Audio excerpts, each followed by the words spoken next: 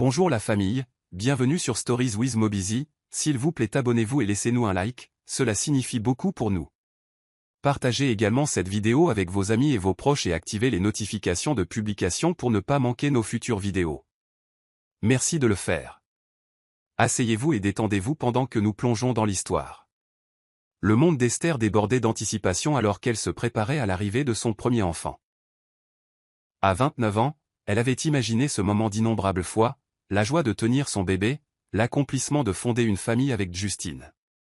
Cependant, la réalité de son mariage brossait un tableau différent.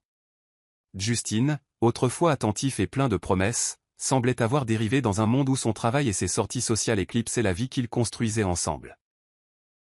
Tandis qu'Esther passait ses journées à préparer une chambre d'enfant et à gérer son ménage, Justine rentrait souvent tard, distrait et indifférent aux détails de sa grossesse.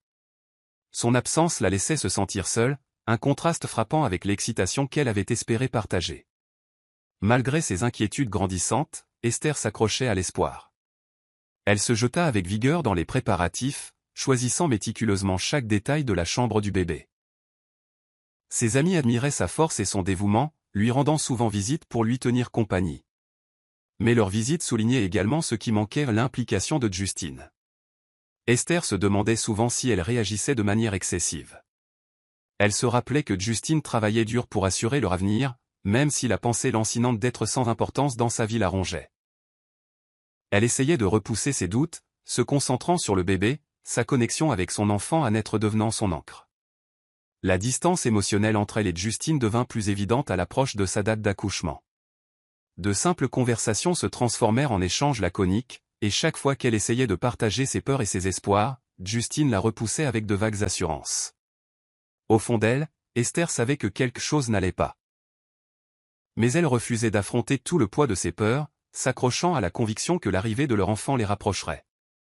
Dans le silence de ces nuits tranquilles, elle chuchotait des promesses à son enfant à naître, jurant d'être la mère qui serait toujours là, même lorsque les autres échoueraient. La nuit était lourde de pluie quand Esther se réveilla avec une douleur aiguë et indubitable. La panique la submergea lorsqu'elle réalisa que son bébé arrivait plus tôt que prévu. Elle attrapa son téléphone et composa le numéro de Justine, ses mains tremblantes. Le téléphone sonna pendant ce qui sembla une éternité avant qu'il ne réponde enfin, son ton plat et impatient. Esther essaya d'expliquer l'urgence, sa voix craquant de peur, mais la réponse de Justine fut une excuse sèche à propos d'être retenue au travail. Avant qu'elle ne puisse en dire plus, l'appel se termina brusquement, la laissant seule et effrayée. Les larmes qui suivirent n'étaient pas seulement de douleur mais de chagrin, le poids de son indifférence écrasant son esprit. Désespérée, Esther appela Victor, son ami d'enfance et confident. Victor avait toujours été une présence stable dans sa vie, et elle savait qu'elle pouvait compter sur lui. En quelques minutes, il était à sa porte, son visage marqué par l'inquiétude. Il l'aida à monter dans sa voiture, la rassurant alors qu'il roulait sous l'orage vers l'hôpital. Esther serrait son ventre gonflé, chuchotant des prières pour la sécurité de son bébé. Le trajet fut tendu, et la pluie brouillait le monde extérieur, reflétant la tourmente dans son cœur. La présence calme de Victor était la seule chose qui la maintenait ancrée, sa force tranquille contrastant avec l'absence de Justine. À l'hôpital, Esther fut transportée d'urgence à la maternité. Les infirmières et les médecins agirent rapidement, leur voix ferme mais aimable alors qu'ils s'efforçaient d'assurer sa sécurité et celle du bébé. Victor resta à ses côtés, lui tenant la main et lui rappelant de respirer. Quelques heures plus tard, alors que les premiers cris de son bébé résonnaient dans la pièce, Esther ressentit un mélange de soulagement et de tristesse. Sa fille, Joy, était née prématurée et frêle, nécessitant des soins immédiats en unité néonatale. Alors qu'Esther regardait la petite vie qu'elle avait mise au monde, elle fit un vœu silencieux. Peu importe à quel point son cœur était brisé, elle se battrait pour Joy avec chaque once de force qu'elle possédait. Le lendemain matin, Esther était assise dans sa chambre d'hôpital, son corps faible mais son esprit tourbillonnant de pensées pour sa fille. Les infirmières l'avaient informée de l'état de Joy, expliquant que bien qu'elle soit stable, son petit corps avait besoin de soins supplémentaires pour s'épanouir. Le cœur d'Esther se serrait en regardant la petite couveuse où reposait Joy, des tubes et des moniteurs entourant son frêle corps. Elle désirait ardemment tenir son bébé, la rassurer qu'elle était aimée et en sécurité. Mais la séparation était nécessaire, et Esther devait se fier à l'expertise de l'équipe médicale. Chaque instant loin de Joy ressemblait à une éternité, un cruel rappel de son impuissance à protéger son enfant. Justine arriva à l'hôpital quelques heures plus tard, son expression indéchiffrable. Il offrit des excuses peu sincères pour ne pas être arrivé plus tôt, citant une réunion tardive qui s'était prolongée. Esther, trop épuisée pour se disputer, hocha simplement la tête, son attention entièrement tournée vers Joy. Elle voulait croire que la présence de Justine signifiait qu'il s'en souciait, qu'il prendrait ses responsabilités et serait le partenaire et le père dont elle avait besoin. Mais son désintérêt pour les détails de l'état de Joy et sa réticence à rester longtemps en disaient long. Il partit peu après, laissant Esther se sentir plus seule que jamais. Victor, en revanche, revint ce soir-là, lui apportant un repas chaud et une oreille attentive. La présence de Victor devint une bouée de sauvetage pour Esther durant ses premiers jours. Il s'asseyait avec elle pendant les longues heures à l'hôpital, l'aidant à gérer les émotions écrasantes liées au fait de devenir mère dans des circonstances aussi difficiles. Esther lui confia ses craintes pour la santé de Joy et ses doutes grandissants quant à l'engagement de Justine envers leur famille. Victor écouta sans jugement, lui offrant des encouragements doux et lui rappelant sa force. Pour la première fois depuis des semaines, Esther se sentit comprise et soutenue. Bien que la route à venir soit incertaine, elle trouva du réconfort en sachant qu'elle n'était pas complètement seule. La patience et l'espoir d'Esther s'amenuisaient à mesure que l'indifférence de Justine devenait de plus en plus évidente. Un soir, alors qu'elle était assise près de la couveuse de Joy, elle appela Justine, l'exhortant à passer du temps avec leur fille. Son ton était sec, comme si sa demande était un inconvénient. Il prétendit avoir un travail important à faire et rejeta ses préoccupations, lui disant d'arrêter de réagir de manière excessive. Les mots la blessèrent profondément, laissant Esther abasourdie et sans voix. Elle resta assise là pendant des heures, regardant sa fille fragile, aux prises avec la prise de conscience qu'elle affrontait ce voyage seule. Son cœur souffrait non seulement pour elle-même, mais aussi pour Joy, qui méritait un père qui la chérirait et se battrait pour elle. La résolution d'Esther commença à se durcir, une détermination tranquille se construisant en elle. Quelques jours plus tard, la tension entre eux explosa. Justine arriva brièvement à l'hôpital, n'apportant ni chaleur ni inquiétude. Au lieu de cela, il faisait défiler son téléphone pendant qu'Esther essayait de le tenir au courant des progrès de Joy.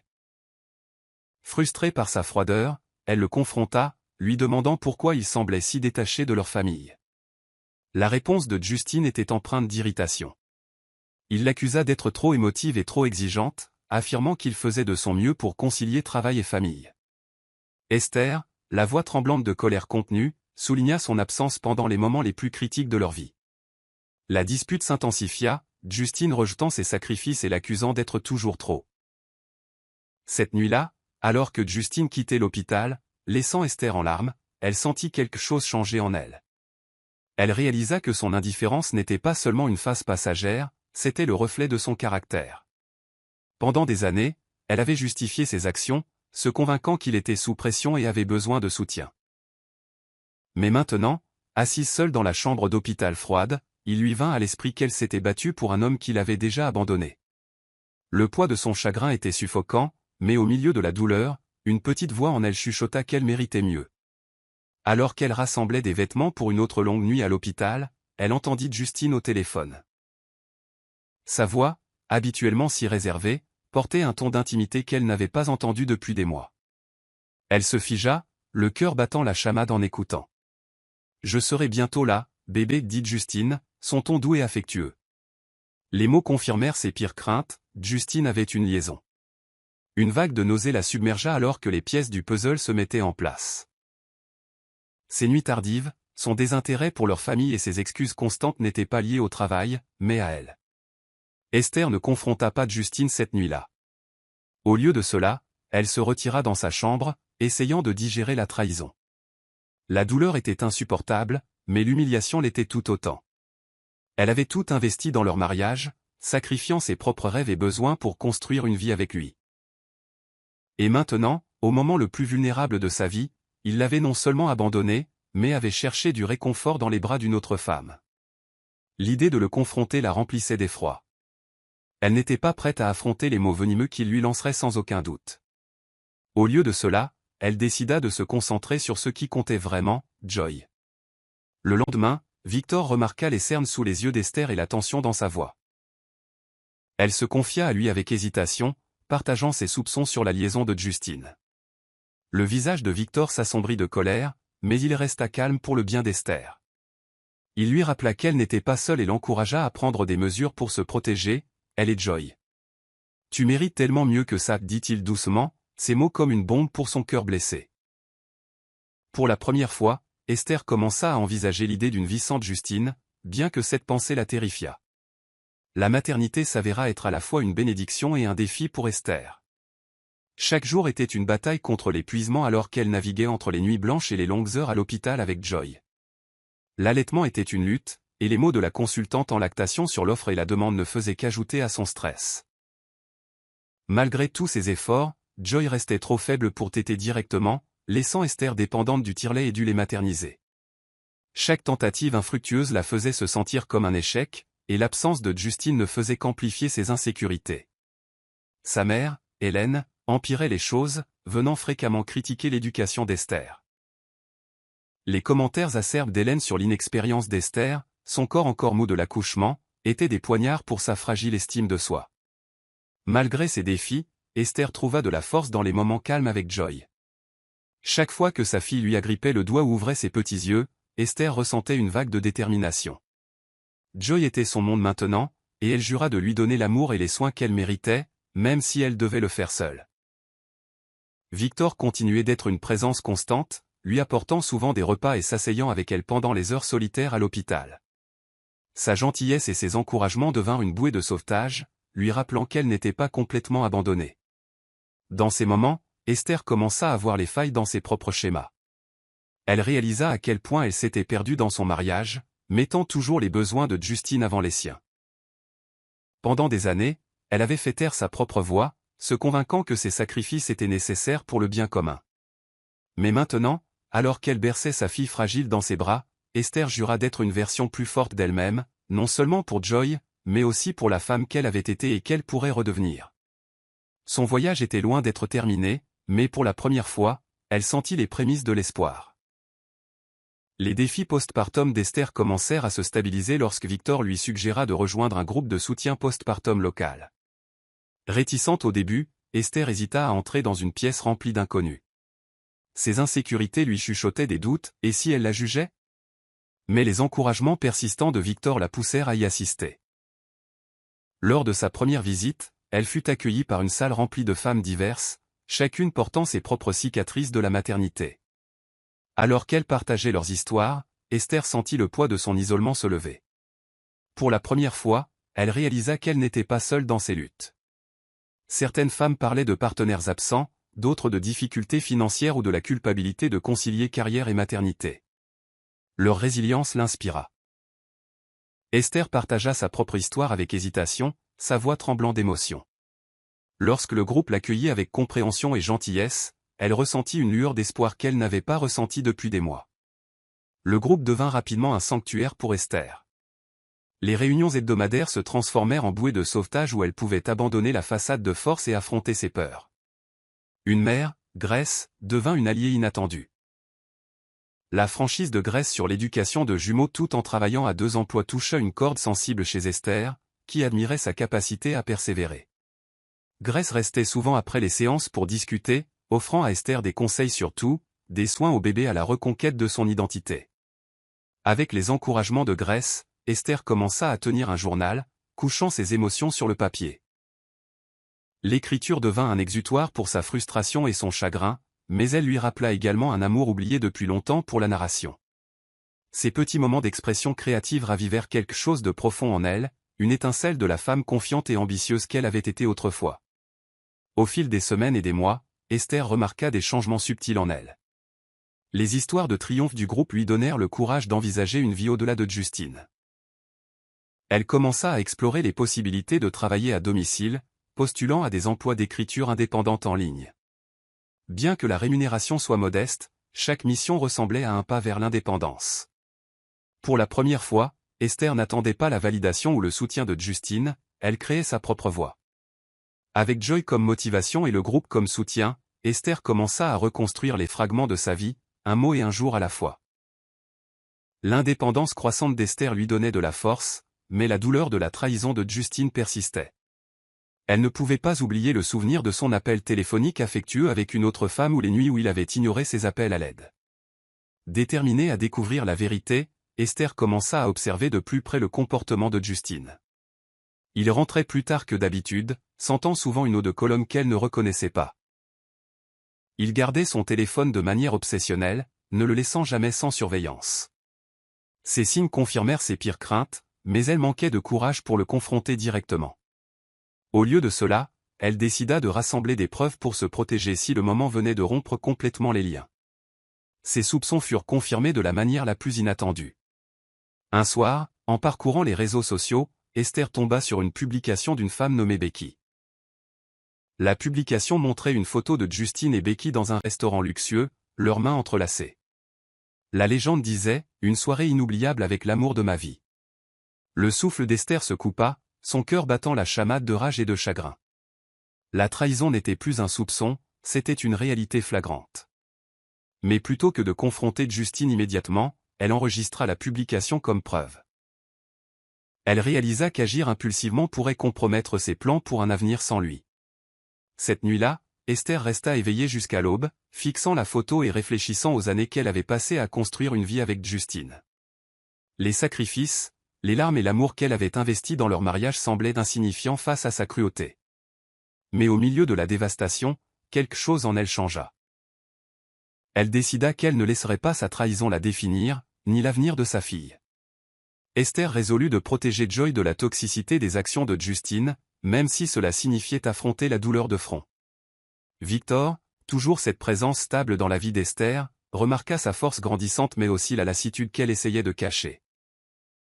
Après une séance de groupe de soutien particulièrement émouvante, il l'invita à rencontrer sa sœur, Monica, une entrepreneure autodidacte passionnée par l'autonomisation des femmes. Intriguée mais sceptique, Esther accepta, incertaine de ce à quoi s'attendre. Monica l'accueillit avec chaleur et une attitude pragmatique. Autour d'un café, elle partagea son parcours pour surmonter la trahison et bâtir une entreprise florissante. Son histoire résonna profondément chez Esther, qui vit en Monica un reflet de ses propres luttes. Le conseil de Monica était direct, ne laissez pas les gens qui vous ont brisé dicter votre avenir. Utilisez cette douleur pour alimenter votre ascension. La rencontre avec Monica fut un tournant pour Esther.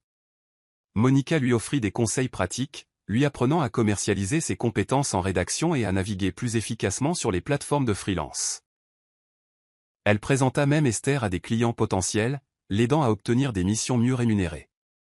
Le mentorat de Monica était plus que professionnel, il était profondément personnel. Elle rappela à Esther que sa valeur n'était pas liée aux actions de Justine ni à la validation de qui que ce soit d'autre. Esther commença à se voir sous un jour différent, réalisant qu'elle avait le pouvoir de façonner son destin. Forte du soutien de Monica, Esther se consacra à l'écriture, rédigeant des articles sincères sur la maternité, la résilience et la découverte de soi.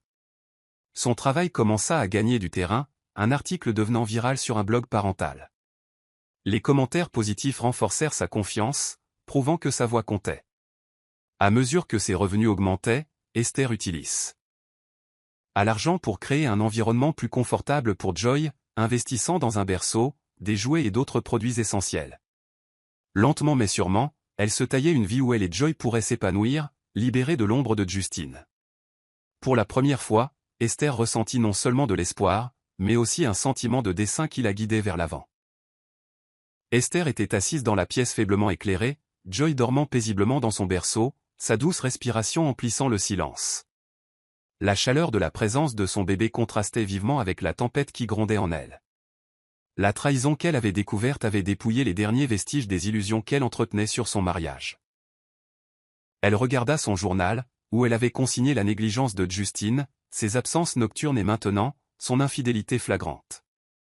Les preuves brossaient un tableau trop vivant pour être ignoré, le portrait d'un homme qui l'avait non seulement abandonné émotionnellement, mais avait également violé le caractère sacré de leur mariage. Cette nuit-là, Esther se fit une promesse, elle ne vivrait plus comme une victime de l'indifférence de Justine. Pour le bien de Joy, et pour le sien, elle reprendrait sa vie en main. Le lendemain matin, Esther commença à prendre des mesures concrètes en vue de son nouvel avenir. Elle contacta un avocat que Monica lui avait recommandé, fixant une consultation pour explorer ses options. L'idée d'une séparation était terrifiante, mais l'attitude calme et rassurante de l'avocat apaisa ses craintes. Ensemble, ils discutèrent de stratégies pour protéger les droits d'Esther et assurer un avenir stable à Joy. L'avocat lui conseilla de rassembler autant de preuves que possible de l'infidélité et de la mauvaise gestion financière de Justine, une tâche qu'Esther avait déjà commencé. En sortant du bureau, un poids se leva de ses épaules. Pour la première fois, elle sentit qu'elle avait une feuille de route, un plan pour naviguer dans le chaos et reprendre le contrôle de sa vie. Bien que sa résolution soit forte, Esther connut des moments de doute et de peur. L'idée de confronter Justine et de perturber la vie de Joy la remplissait d'effroi. Mais quand elle regardait sa fille, elle trouvait le courage d'aller de l'avant. Le rire innocent de Joy lui rappelait ce qui était vraiment en jeu. Esther ne se battait plus seulement pour elle-même, elle se battait pour l'avenir de Joy, un avenir qui serait exempt d'instabilité et de négligence. Chaque jour qui passait, la détermination d'Esther se solidifiait. Elle savait que la route à venir serait semée d'embûches, mais elle était prête à les affronter de front, armée de sa résolution et du soutien de ceux qui croyaient en elle. Le parcours d'Esther vers l'indépendance commença sérieusement alors qu'elle se plongeait dans son travail de pigiste. Les modestes missions qu'elle acceptait au départ se transformèrent bientôt en un flux constant de projets, chacun plus épanouissant que le précédent. Ces articles, profondément personnels et vibrants, commencèrent à gagner du terrain sur les plateformes parentales et les blogs lifestyle.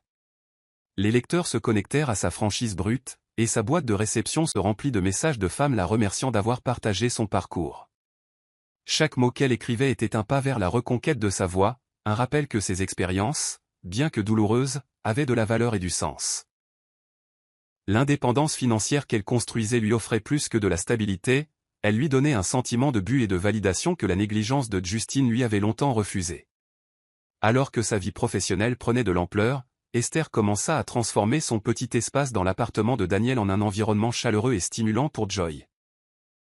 Avec ses revenus, elle acheta des jouets colorés, une literie douce et des rideaux éclatants qui remplissaient la pièce de lumière. Les rires et la joie qui imprégnaient désormais leur foyer devinrent un témoignage de la résilience d'Esther. Bien que leurs conditions soient modestes, le bonheur de Joy était le reflet du dévouement indéfectible d'Esther. Le lien entre la mère et la fille se renforça, devenant une source de force pour toutes les deux. Esther s'émerveillait souvent de la capacité de Joy à trouver l'émerveillement dans les choses les plus simples, un rappel de la beauté qui existait encore dans le monde. Pendant ce temps, le mentorat de Monica continuait d'être une force directrice dans la vie d'Esther. Monica l'encouragea à voir plus grand, à envisager un avenir où son écriture pourrait influencer et inspirer à plus grande échelle. Ensemble, elles réfléchirent à des idées pour étendre la plateforme d'Esther, de la présentation de son travail à des publications établies à la création d'un blog personnel. Bien que l'idée intimida Esther, la confiance de Monica en ses capacités lui donna le courage d'aller de l'avant. Avec chaque nouvelle opportunité, Esther se sentait grandir, non seulement en tant qu'écrivaine, mais aussi en tant que femme reprenant son pouvoir. Pour la première fois depuis des années, elle pouvait envisager un avenir rempli de possibilités, un avenir où elle et Joy s'épanouiraient, libérées des ombres de la trahison de Justine. Le jour du jugement arriva plus tôt qu'Esther ne l'avait prévu. Justine, remarquant son indépendance croissante, arriva sans prévenir à l'appartement de Daniel. Sa présence emplit le petit espace de tension, sa silhouette imposante rappelant brutalement le pouvoir qu'il avait autrefois sur elle. Le ton de Justine était vif et accusateur alors qu'il exigeait une explication pour sa nouvelle confiance et les changements dans son attitude. « Tu crois que tu peux juste t'en aller et me faire passer pour le méchant » ricana-t-il, sa voix dégoulinant d'arrogance. Mais Esther, n'étant plus la femme timide qui cherchait autrefois son approbation, tint bon. Elle rencontra son regard avec une calme détermination, sa voix ferme alors qu'elle le confrontait à la vérité. « Il ne s'agit plus de toi, Justine. Il s'agit de moi et de Joy. Et je ne te laisserai pas nous enlever ça. » La confrontation fut un tournant pour Esther. Alors que Justine lançait des accusations et tentait de manipuler la conversation, Esther resta calme, refusant de laisser ses paroles la blesser. Elle exposa ses griefs, sa négligence pendant sa grossesse, son indifférence envers Joy et son infidélité flagrante. À chaque démenti qu'il offrait, Esther contrait avec des preuves, y compris les photos compromettantes de lui et Becky. L'assurance de Justine commença à s'effriter sous le poids de sa résolution inébranlable.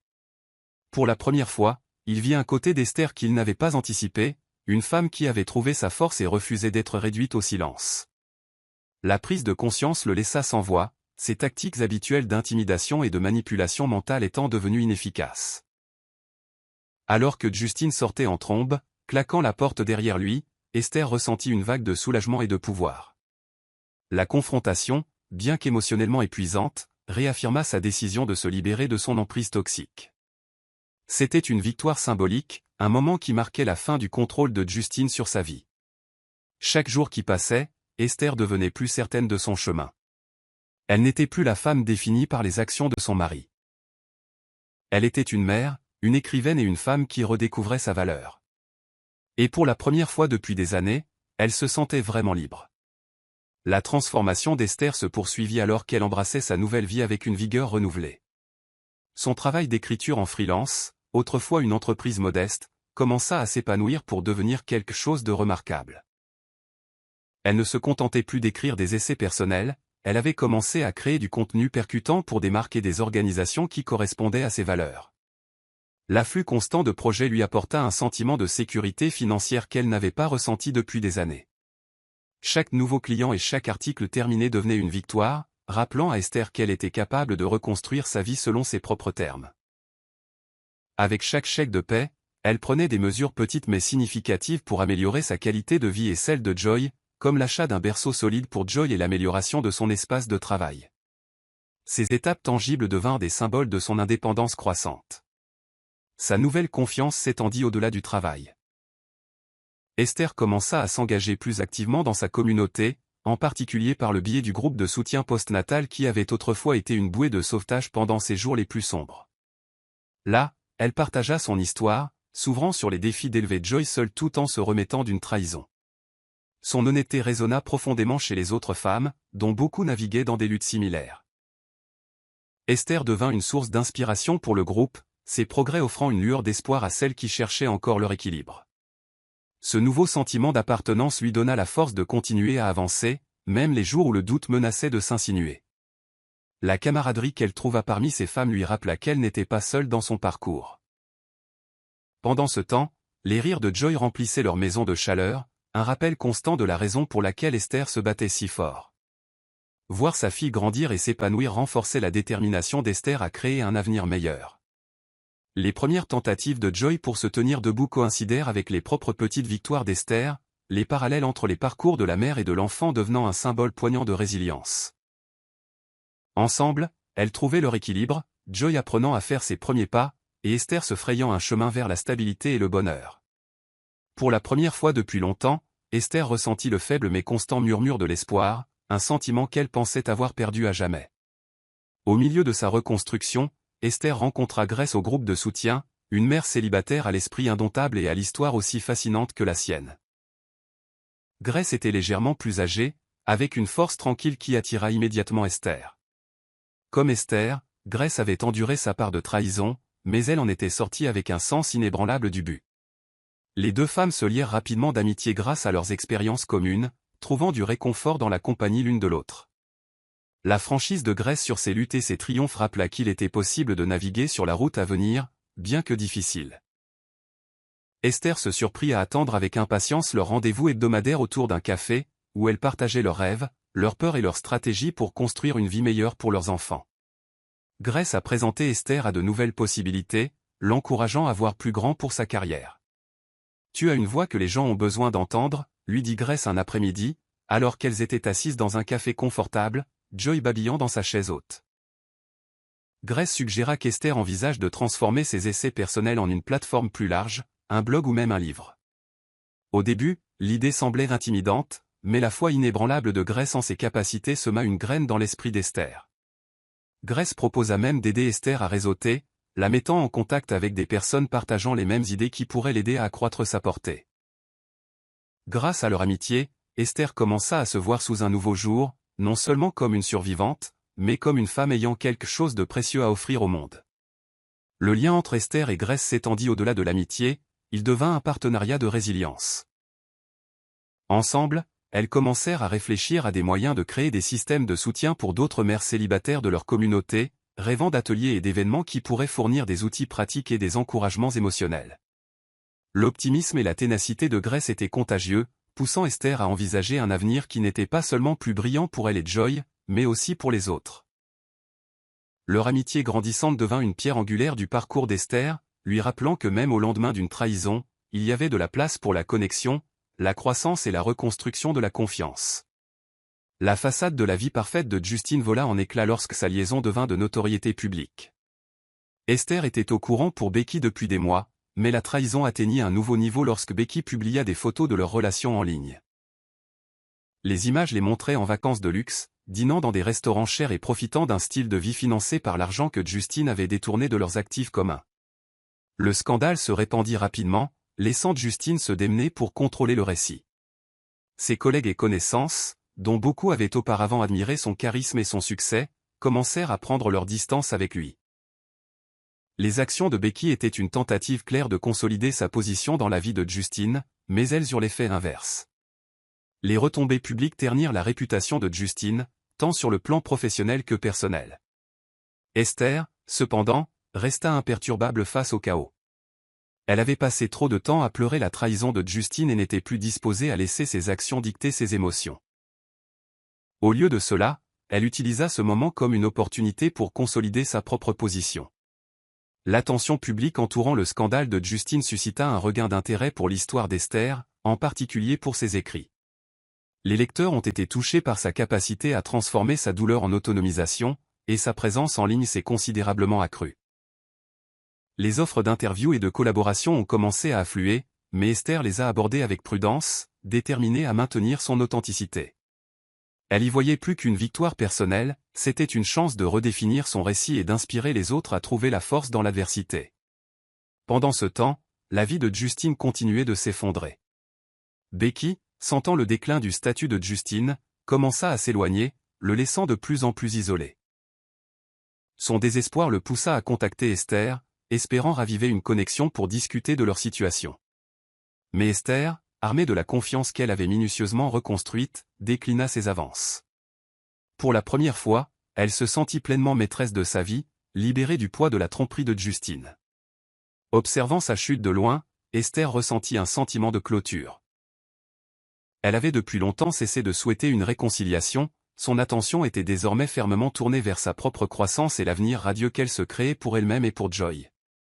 La carrière d'Esther prit un tournant passionnant lorsqu'elle décida de proposer son histoire à un magazine en ligne de premier plan. Encouragée par Grace et Victor, elle passa des nuits à rédiger sa proposition, y mettant tout son cœur. La proposition ne portait pas seulement sur ses luttes personnelles, c'était un appel à l'action pour que les femmes du monde entier reprennent leur pouvoir après la trahison et les difficultés. Lorsqu'elle appuya enfin sur envoyer, son cœur battait la chamade, mêlant peur et exaltation. Quelques semaines plus tard, Esther reçut un courriel qui allait changer sa vie. La rédactrice en chef adorait sa voix et lui offrait une chronique régulière axée sur la résilience, la maternité et l'autonomisation. Cette nouvelle opportunité n'était pas seulement un emploi, c'était une plateforme pour qu'Esther amplifie son histoire et inspire les autres. Le saut dans le vide a payé car les articles d'Esther ont gagné en popularité, attirant des milliers de lecteurs qui se sont identifiés à son honnêteté brute et à ses expériences auxquelles on peut s'identifier. Sa boîte de réception a été inondée de messages de gratitude de femmes de tout le pays, partageant comment ces mots leur avaient donné de l'espoir pendant leurs moments les plus sombres. Pour Esther, ce n'était pas seulement une réussite professionnelle, c'était profondément personnel. Chaque histoire qu'elle lisait lui rappelait son but et la communauté qu'elle commençait à construire. Ces mots ne la guérissaient pas seulement, ils suscitaient le changement dans d'innombrables vies.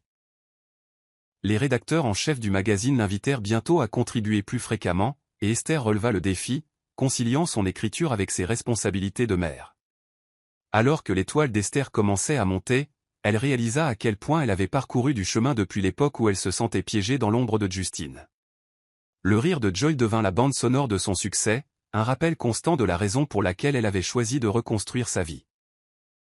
Elle commença à envisager un avenir où elle pourrait étendre son impact, non seulement par l'écriture, mais aussi en créant des ressources pour d'autres mères célibataires. L'idée d'une plateforme de plaidoyer plus large commença à prendre racine, alimentée par sa confiance croissante et le soutien indéfectible de son entourage. Pour la première fois depuis des années, Esther avait l'impression de vivre vraiment, pas seulement de survivre. Les retombées de la liaison de Justine le laissèrent sous le choc. Becky, autrefois son échappatoire glamour aux responsabilités du mariage, l'abandonna lorsque le scandale ternit sa réputation. Son entreprise commença à vaciller alors que les clients se retiraient et que les collègues prenaient leur distance avec les titres toxiques. Seule et désespérée, Justine contacta Esther, espérant raviver une connexion. Ces messages étaient un mélange d'excuses et de justifications, affirmant que le stress avait obscurci son jugement et qu'il voulait être un homme meilleur pour elle et Joy. Esther lut chaque message avec un calme détachement, n'étant plus influencée par ses promesses vides. Elle avait déjà appris que les paroles de Justine correspondaient rarement à ses actes. Les tentatives de Justine pour reprendre le contrôle du récit devinrent de plus en plus frénétiques. Il se présenta sans y être invité à l'un des rendez-vous médicaux de Joy, créant une scène gênante dans la salle d'attente. Esther tint bon, lui disant fermement que sa présence n'était ni nécessaire ni souhaitée. Elle lui rappela la douleur que sa négligence avait causée, non seulement à elle, mais aussi à leur fille. Les supplications de Justine tombèrent dans l'oreille d'une sourde alors qu'Esther s'éloignait, le laissant affronter les conséquences de ses choix. Pour Justine, ce fut un moment de dure lucidité, la femme qu'il avait tenue pour acquise n'était plus à lui pour la manipuler. Victor, toujours vigilant, intervint pour apporter son soutien lorsque les frasques de Justine devinrent trop envahissantes. Il conseilla Esther sur la manière de fixer des limites et organisa même une assistance juridique pour faire face au comportement erratique de Justine. Esther, encouragée par Victor, déposa une demande officielle de garde pour protéger le bien-être de Joy. Tandis que Justine tentait de se faire passer pour une victime dans cette situation, l'approche calme et mesurée d'Esther révéla la vérité, elle l'avait dépassé, ainsi que le chaos qu'il avait semé dans sa vie. Les efforts d'Esther pour construire une vie stable et épanouissante pour elle et Joy commencèrent à porter leurs fruits d'une manière qu'elle n'avait pas imaginée. Sa chronique gagna un public dévoué, et son écriture devint une lueur d'espoir pour les femmes naviguant des défis similaires. Les invitations à prendre la parole lors d'événements d'autonomisation des femmes commencèrent à affluer, lui offrant une chance de partager son histoire en personne. Bien que nerveuse au début, Esther saisit ses opportunités, trouvant que la connexion avec les autres en face à face ajoutait une nouvelle dimension de sens à son parcours. Chaque événement renforçait sa conviction que sa douleur avait un but, transformant ses luttes en une source de force pour les autres. Un soir, après une conférence particulièrement réussie, Victor invita Esther à dîner pour fêter ça. Leur amitié s'était approfondie au fil des mois, marquée par un respect mutuel et une connexion facile et authentique. Victor avoua son admiration pour la résilience et la force d'Esther, révélant qu'il avait développé des sentiments pour elle. Esther, surprise mais touchée par son honnêteté, expliqua qu'elle n'était pas prête pour une relation amoureuse. Elle appréciait trop Victor pour se précipiter dans quelque chose pour lequel elle n'était pas entièrement préparée. Victor, compréhensif et patient, l'assura que son soutien était inconditionnel, quelle que soit la direction que prendrait leur relation. En réfléchissant à son lien croissant avec Victor, Esther réalisa à quel point il était devenu important pour elle. Contrairement à Justine, qui avait épuisé son esprit, la présence de Victor était stable et édifiante. Il encourageait ses rêves sans les éclipser, lui permettant de s'épanouir selon ses propres termes.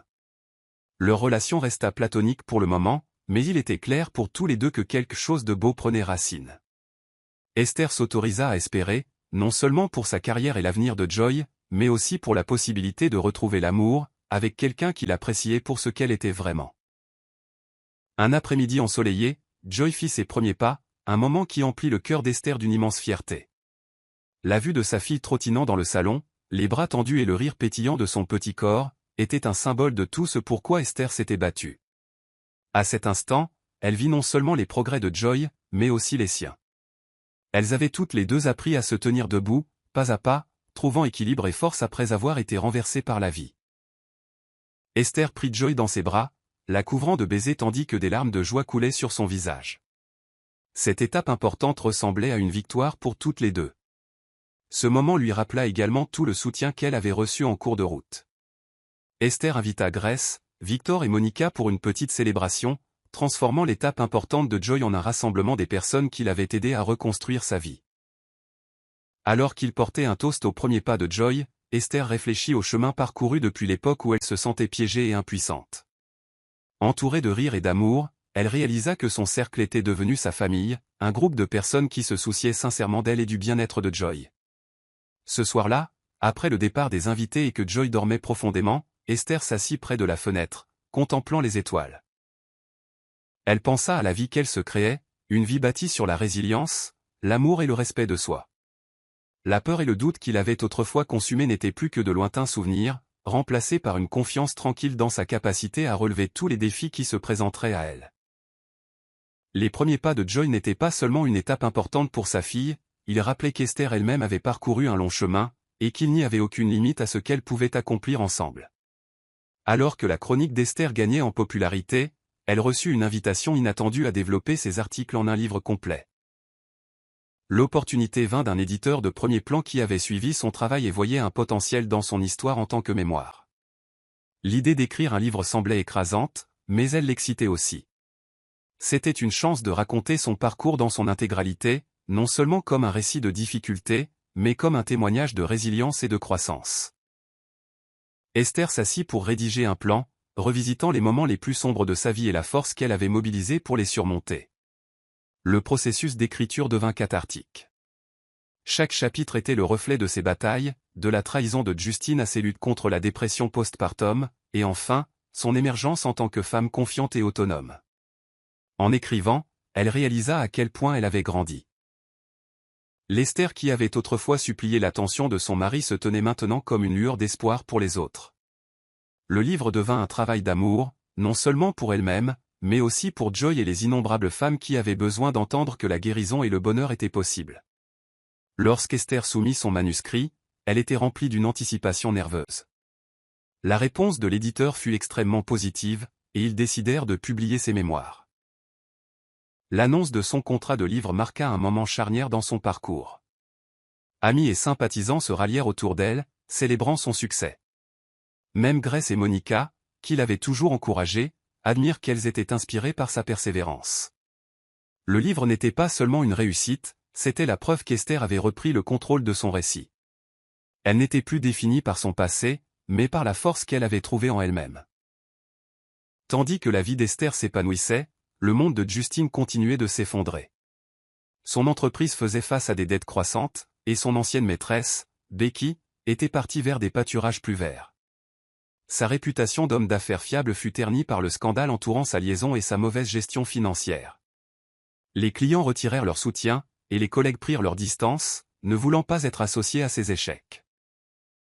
Justine, autrefois confiant et dédaigneux, se retrouva maintenant isolé et désespéré. Pour la première fois, il ressentit véritablement le poids de ses actions et le vide laissé par l'absence d'Esther. Les tentatives de Justine pour se reconstruire furent vaines. Son charme, qui avait autrefois masqué son égoïsme, ne fonctionnait plus. Les gens voyaient à travers sa façade, et la confiance qu'il avait gaspillée était impossible à regagner. Il contacta Esther, espérant retrouver une partie de son ancienne vie. Ses messages allaient des excuses aux demandes d'aide financière, mais Esther resta résolue.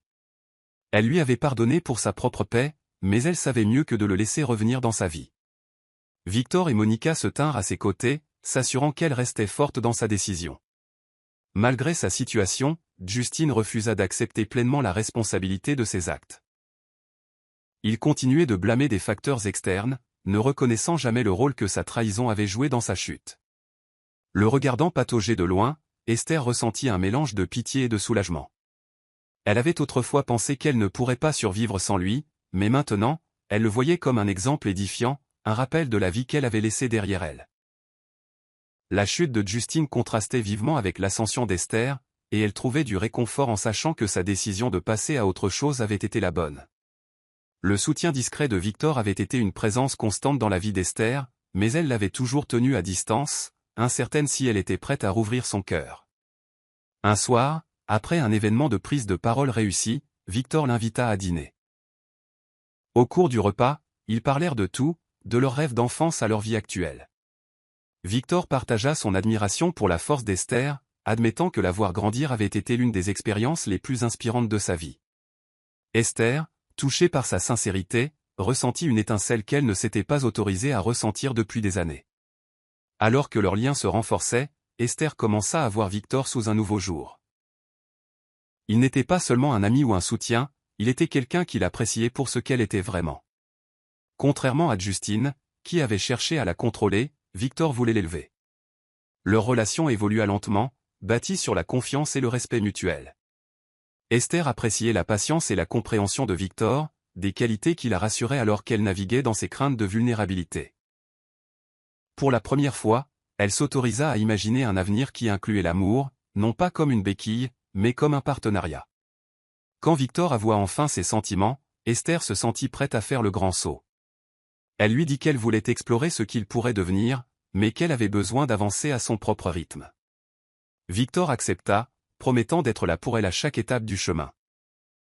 Leur romance naissante apporta un sentiment de chaleur et de joie dans la vie d'Esther. Elle réalisa que l'amour pouvait être doux et stimulant, un contraste frappant avec la douleur qu'elle avait autrefois endurée.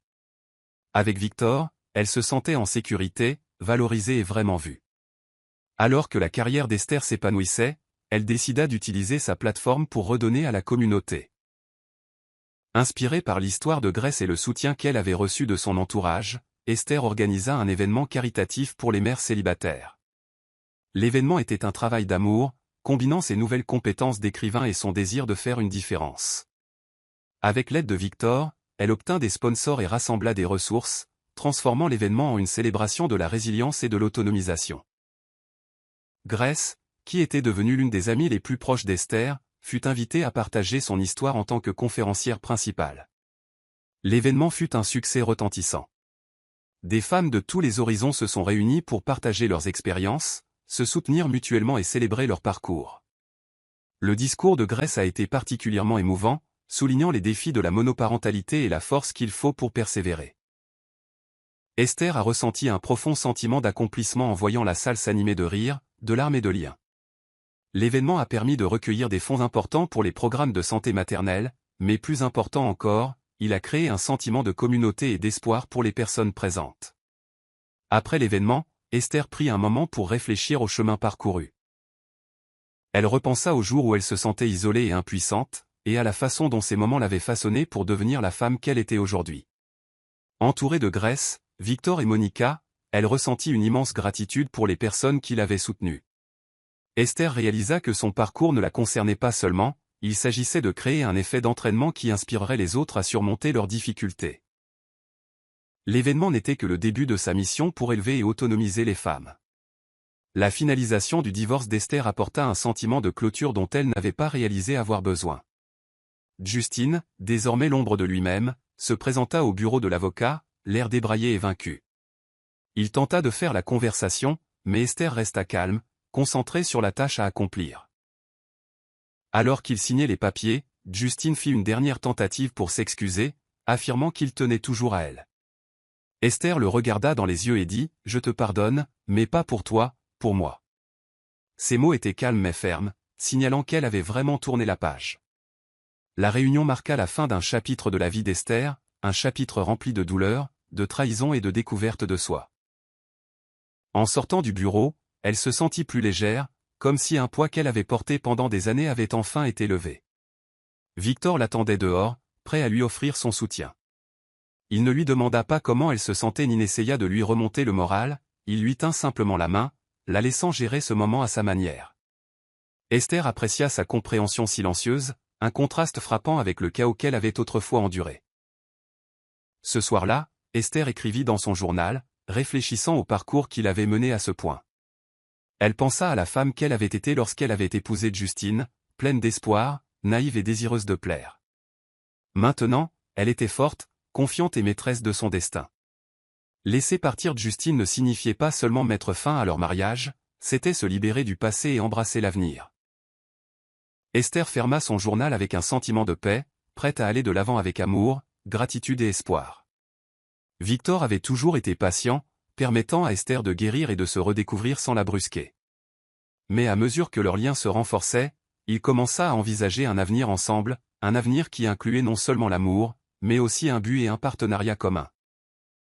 Un soir, alors qu'il se promenait dans un parc avec Joy, Victor s'arrêta sous un arbre en fleurs à Meltdown, tenant une bague simple mais élégante.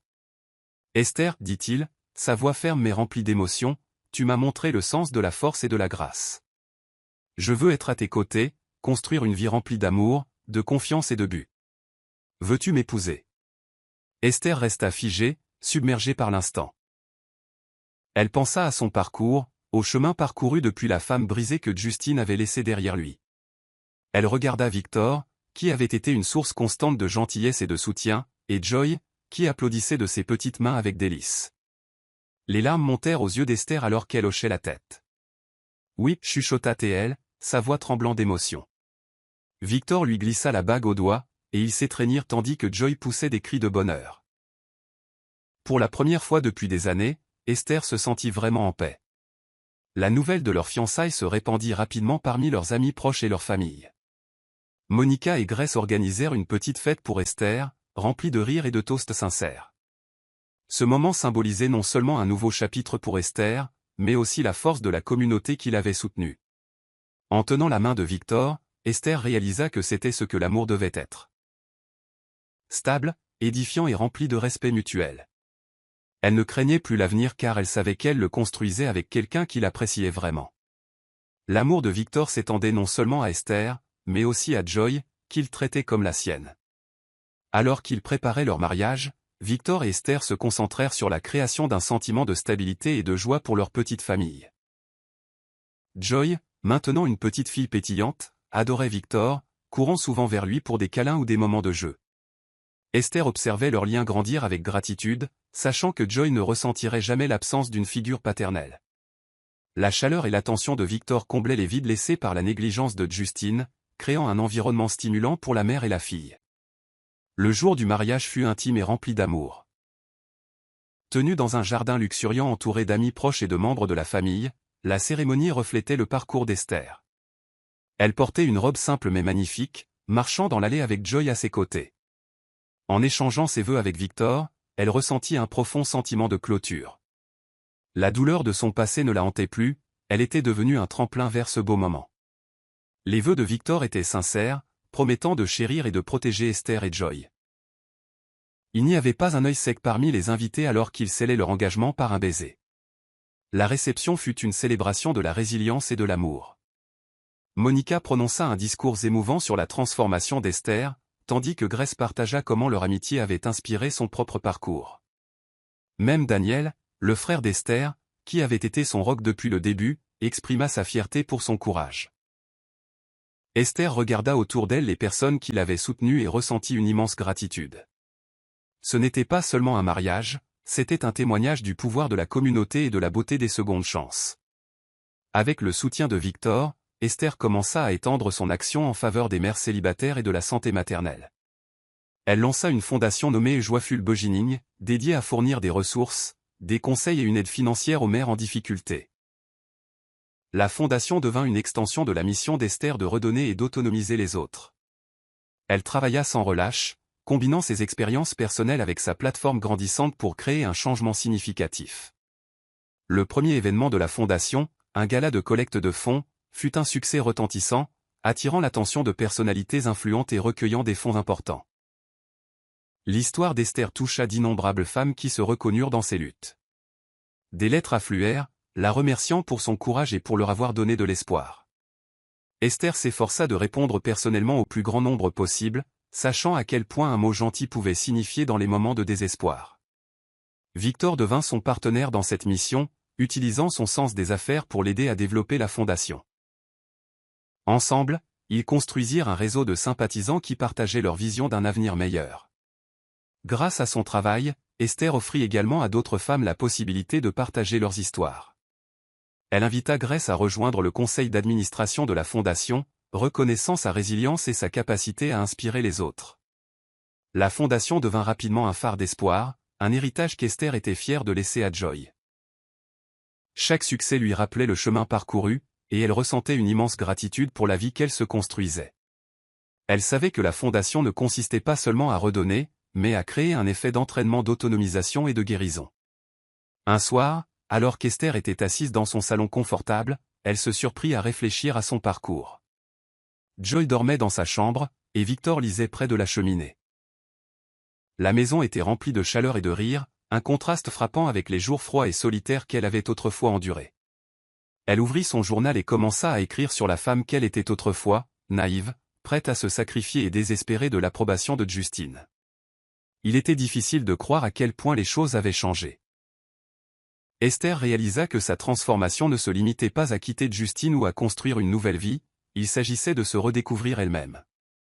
Elle avait appris à donner la priorité à ses besoins, à fixer des limites et à valoriser sa valeur.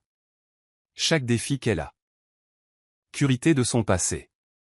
Une par une, de nouvelles initiatives furent proposées, programmes de sensibilisation communautaire, plans de bien-être des employés et stratégies commerciales durables. Jenny écoutait attentivement, permettant aux idées des autres de façonner l'orientation future de l'entreprise.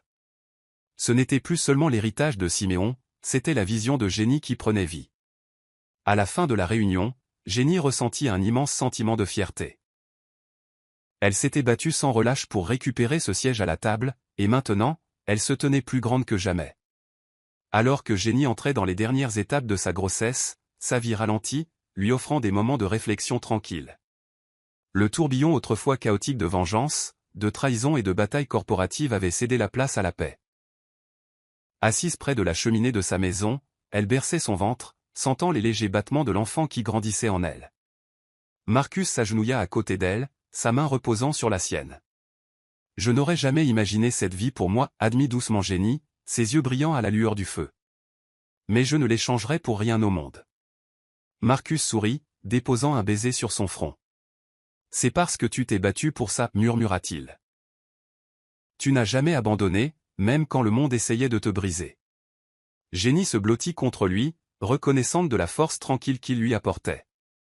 Pour la première fois depuis des années, elle se sentit en sécurité, protégée non pas par la richesse ou l'influence, mais par l'amour qu'elle avait construit sur les cendres de son passé. L'absence de David ne planait plus comme une ombre. En fait, elle n'avait pas pensé à lui depuis des semaines. Le pardon l'avait libérée, créant un espace pour que la joie et le contentement s'épanouissent. Au fil des jours, Jenny passait plus de temps à préparer la chambre d'enfant, chaque coup de pinceau sur le mur étant un symbole de nouveau départ.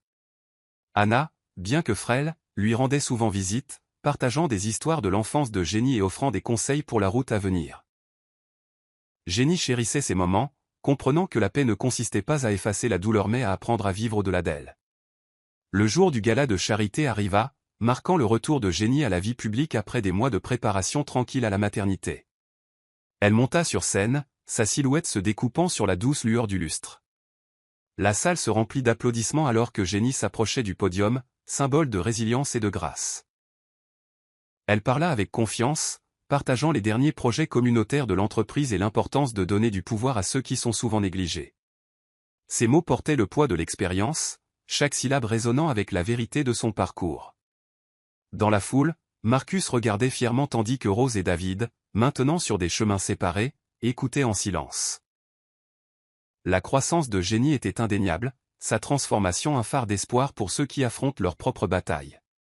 Alors qu'elle concluait son discours, les yeux de Jenny croisèrent brièvement ceux de David. Il hocha la tête respectueusement, et pour la première fois, Jenny ne le vit pas comme un ennemi mais comme une leçon de son passé, un chapitre clos mais jamais oublié. Plus tard dans la soirée, Jenny monta sur le balcon surplombant la ligne d'horizon de la ville. Marcus la rejoignit, passant son bras autour de sa taille. « L'avenir s'annonce radieux, dit-il, sa voix basse et chaleureuse. » Jenny sourit, se penchant contre lui alors que les lumières en contrebas scintillaient comme des étoiles. « Oui, répondit-elle, sa main reposant sur son ventre. « Il l'est. » Avec un cœur plein d'espoir et une vie bâtie sur les fondations de la résilience, Jenny savait qu'elle était prête à tout ce qui l'attendait. Et tandis que la nuit s'étirait, elle remercia silencieusement la femme qu'elle avait été autrefois, la femme qui avait choisi de se relever, même lorsque le monde s'attendait à ce qu'elle tombe. C'est la fin de l'histoire, qu'avez-vous appris de cette histoire? Laissez vos réflexions dans la section des commentaires. Laissez un j'aime et n'oubliez pas de vous abonner et d'activer les notifications, afin d'être averti chaque fois que nous publierons nos prochaines vidéos. Partagez également cette vidéo avec quelqu'un qui pourrait être intéressé. Merci beaucoup d'avoir regardé.